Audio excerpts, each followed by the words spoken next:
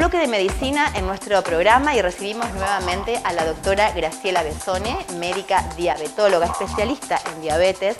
Graciela es una profesional que investiga y que estudia mucho sobre esta área y por eso puede traernos los últimos descubrimientos, pero fundamentalmente y sobre todo ella apela mucho a la prevención. En este caso hablamos de todo un poco, del tema preventivo, del tema alimentario, de algunos mitos y realidades que hay acerca de las personas con diabetes. Esto nos decía. Hoy en día podemos evitar mucho. Antes se hablaba, la gente tenía terror a la ceguera, a las amputaciones, que era lo más, digamos, impresionante que podía ocurrir. Que ha ocurrido. Y ha que ocurrido, muchos pacientes, sí. por desconocimiento, bueno, por una cuestión orgánica, o por esto, ¿no? Por la falta, principalmente sobre esto, la falta de conocimiento a veces, ¿no? Exacto, de conocimiento y a veces de la no lograr concientizar. ¿No es cierto? ¿Qué es lo que yo muchas veces le digo a los pacientes, bueno, usted discúlpeme que yo sea pesada, pero no es que uno lo quiera asustar, pero como uno sabe que a posteriori pueden ocurrir estas cosas, como perder la visión, como tener infarto, como tener una lesión que a lo mejor en el miembro inferior no se resuelve y termina en una amputación o en una diálisis, todo eso es perfectamente previsible o prevenible. Y eso es lo que uno quiere recalcar, claro, que todo se puede prevenir. Entonces uno recalca en que el tratamiento hoy en día no es tan difícil, porque uno dice el tratamiento, ¿en qué consiste? Primero, en tener el conocimiento.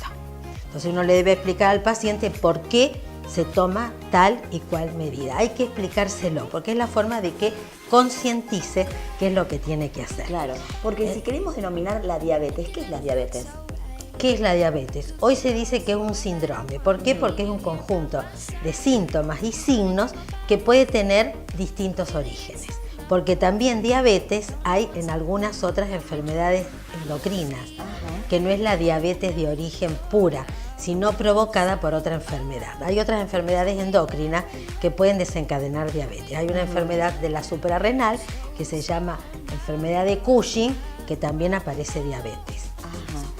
Entonces, bueno, esas serían las llamadas diabetes secundarias, que no son tan frecuentes. Por eso, es decir, uno habla de la diabetes genuina, que es la de primero el hiperinsulinismo, que eso también es importante que la gente sepa, que antes de aparecer la diabetes hay un exceso de producción de insulina y el páncreas se va gastando. Que eso es la diabetes, ¿no? El exceso Ese de es el producción de insulina, es el estado que antes se llamaba prediabético. Ahora otra vez se habla de prediabetes. Qué importante sería poder terminarlo. Ahí está, eso es lo más importante. Claro, para hacer un tratamiento y que no se ahonde en esto y que quede ahí, porque puede quedar ahí, ¿no es cierto? Puede quedar ahí y regresar a la normalidad teniendo todas las precauciones. Eso es lo que uno quiere recalcar. Claro, el laboratorio por un lado. El laboratorio por un lado y por el otro, la alimentación tiene mucho que ver en esto. La alimentación, todas las cosas que dicen que somos lo que comemos. Exacto, la alimentación es sumamente importante, no solo para el diabético, sino para la población general. Sin duda. Porque hoy en día las publicidades te dicen una cosa y después la realidad es otra. Claro. Porque vos ves que en la publicidad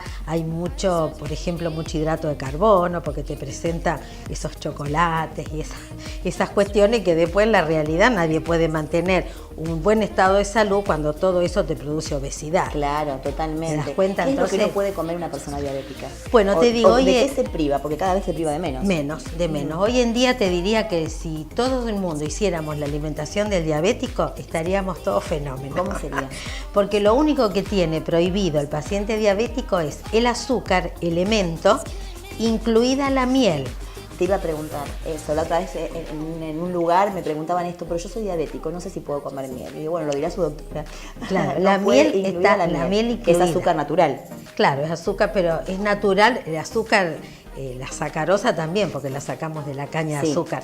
Pero el mismo efecto de la miel y el azúcar, bueno, son similares. Ajá. O sea, eso lo quiero recalcar, dejar en claro. No pueden entonces la miel y el azúcar. Miel y azúcar y alimentos que la contengan. Claro. Porque esos serían el elemento, pero ese también está incluido en alimentos. ¿Las frutas tienen azúcares?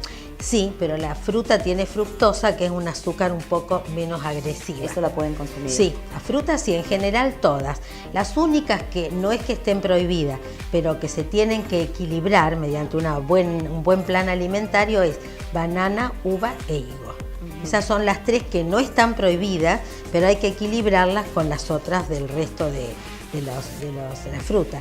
Y dentro de los vegetales, papa, batata y choclo tampoco están prohibidas, pero hay que equilibrarlas con el resto. O sea, hoy en día pueden comer de todo los pacientes diabéticos teniendo una alimentación equilibrada. ¿Necesitan tener una nutricionista específica para diabetes? Y en lo posible uno trata de que cada plan alimentario sea individual para la persona, porque no todo el mundo es igual. Hay personas que con una buena alimentación han disminuido los índices de distintas patologías, ¿no? No sé si el tema de la diabetes también puede funcionar con la alimentación. Sí. Es decir, el paciente que a lo mejor recién empieza con valores, digamos, no muy exagerados de diabetes, en muchos casos comenzamos con actividad física, alimentación, estudiamos la reserva pancreática, porque también se puede estudiar la reserva pancreática de insulina. ¿A través de un laboratorio? Para ver todo laboratorio, todo laboratorio. ¿Y el edulcorante, Graciela?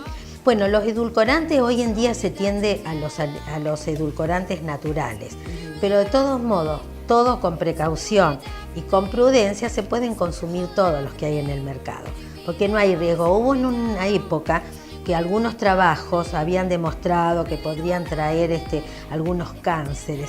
Eso después la Sociedad Argentina de Diabetes lo desmintió, digamos, aclarando. Claro, que es en grandes cantidades. Que exacto, ¿verdad? en grandes cantidades, en animales de experimentación, no es lo que realmente se consume en el humano. Y como vos decís, todo con un cierto cuidado, ¿no? Seguro. Y con límite. Y la actividad física también es fundamental. Bueno, es fundamental. La actividad física lo que hace es favorecer que la insulina que tenga el paciente de reserva pueda actuar bien en los receptores, como hacen algunos de los medicamentos que nosotros utilizamos para la persona diabética, e inclusive algunos que no están en la etapa de diabetes, que están en la anterior, que se llama o hiperinsulinismo o intolerancia glúcida, que ese estado de intolerancia glúcida generalmente se detecta por ese estudio que se llama sobrecarga de glucosa, que se hacen algunos análisis en sangre, se sobrecarga con un poco de glucosa y de ahí entonces se saca el resultado, si son intolerantes a la glucosa, si ya son diabéticos o no. Claro que sí. Muy interesante todo esto. Interesante, y es interesante que el paciente conozca su historia también. Exacto. Porque eso le ayuda un montón a determinar todas estas cosas. Hay un médico que dice no hay que enfermar al sano con tantos estudios, pero sí hay que saber de dónde venimos y cuáles son nuestras predisposiciones. Inclusive el otro adagio que habla de que no hay enfermedades sino enfermos. No todo el mundo es igual, no todo el mundo tiene que estar traumatizado porque se va a enfermar, porque va a ser diabético. Simplemente es prevenir y consultar o preguntar a ver si la persona que consulta puede tener o no riesgo. Tampoco no es para para tenerlo en cuenta, porque hay cosas que se tienen que limitar y eso hay que saberlo. Y cuanto antes se determine, mucho mejor, ¿no? Sí, y yo te digo, te vuelvo a recalcar que si todos hiciéramos, diabéticos y no diabéticos, un plan alimentario como los diabéticos, te digo que sería genial para todos, porque es una alimentación normal. Claro. Además, azúcar y sal la contienen casi todos los alimentos de la naturaleza. O sea, el azúcar elemento y la sal elemento no serían necesarios. Por eso hoy en día los pediatras tratan que a los niños se les evite. ¿Te acordás? No sé, bueno, vos sos muy joven, pero quizá en la época mía se acostumbraba a poner el chupete en miel o el chupete en azúcar. Y entonces ya el chiquilín lo acostumbraban a eso, ¿no? Es que ellos tienen que conocer los sabores, es verdad eso, y lo hacen en base a lo que le dan los padres, los abuelos o la familia. Por eso digo que la educación de jóvenes y adultos y no tan jóvenes es útil para estos conocimientos. Y el amor, porque también hay que tenerle tiempo y espacio, ¿no? Sí, para que por ahí es más fácil hacer lo que uno ya conoce, pero hay que entender que en esto se basa el cariño también, ¿no? Sí, y que tienen que colaborar. Sanas. Cuando hay niños de por medio que tienen que tener un tratamiento, el grupo familiar es fundamental. Totalmente. Porque el niño no es independiente. Claro. Ni el niño ni el adolescente, te digo, porque el adolescente joven todavía no es independiente. Entonces la familia tiene que acompañar.